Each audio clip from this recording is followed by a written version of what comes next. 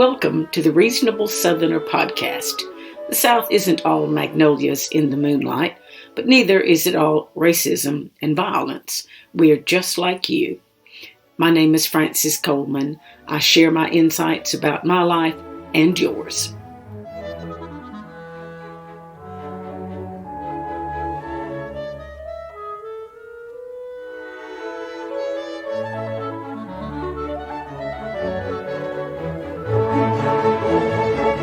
If you are sick of seeing kids, even toddlers, with their faces down and their shoulders hunched over handheld electronic devices, if you're tired of seeing small groups of people who should be talking to one another but instead are staring at their cell phones, if it saddens you to see a married couple at a breakfast cafe, both sipping coffee and both looking at their phones, and if the straw that broke your camel's back was seeing a woman pull her phone out of her purse in church, well, then complain to somebody else because this middle-aged woman isn't listening.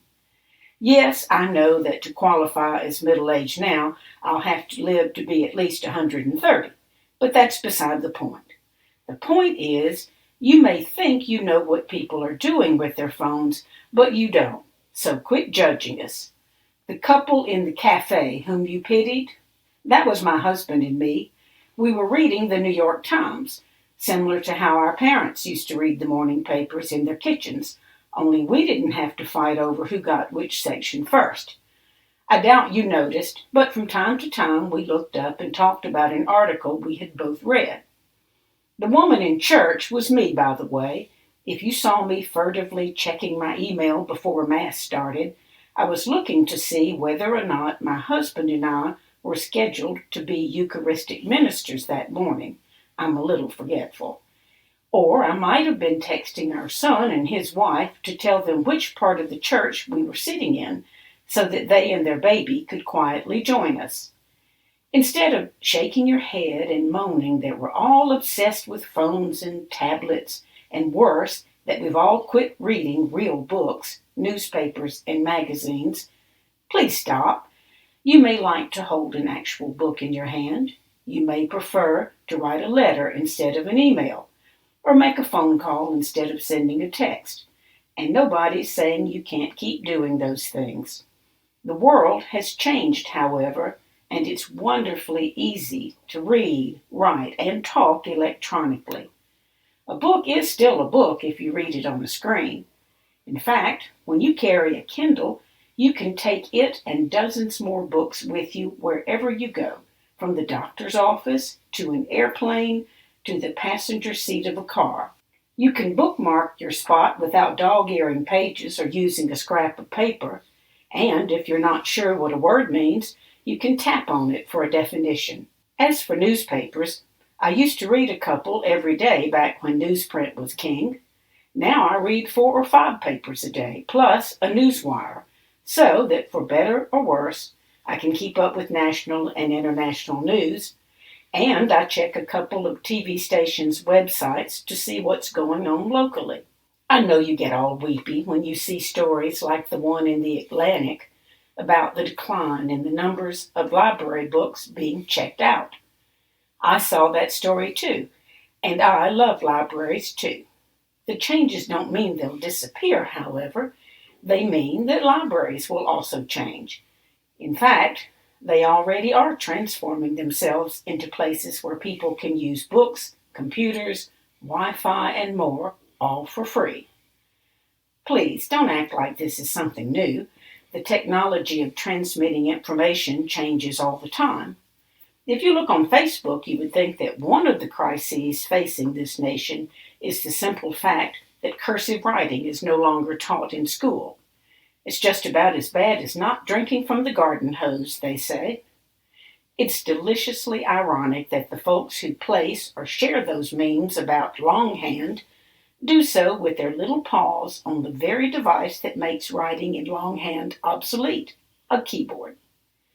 I suppose someone, somewhere, decried the fact that cuneiform wasn't taught in school either, or that a return to the quill pen, along with a penknife, is just what we need to save the nation and democracy itself. Personally, I think you'll be happier if you embrace the changes in how we learn and how we communicate.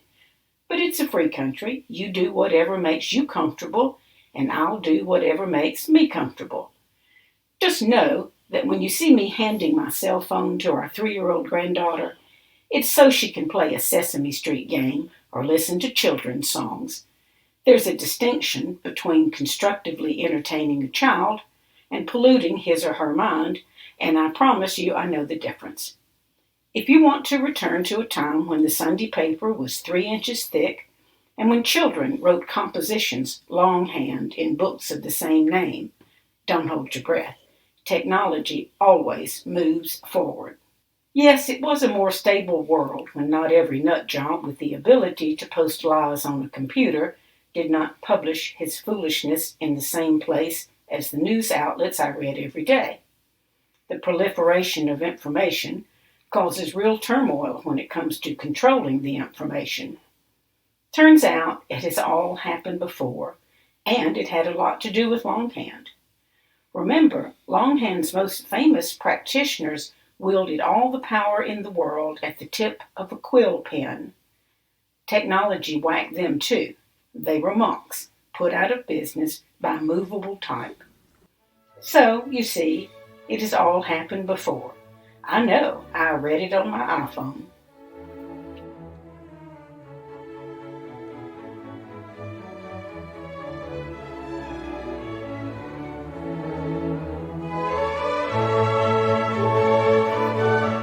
I'm Frances Coleman. I've worked for newspapers for more than 45 years, from Texas to my native Louisiana, and finally to my home near Mobile, Alabama. I've been a reporter, an editorial writer, a columnist, and an editorial page editor. I've commented on the BBC, been a guest on the Rachel Maddow Show, and had my column distributed nationwide. If you like this podcast, please follow it. It's free. And even if you don't like it, I hope you will find it thought-provoking.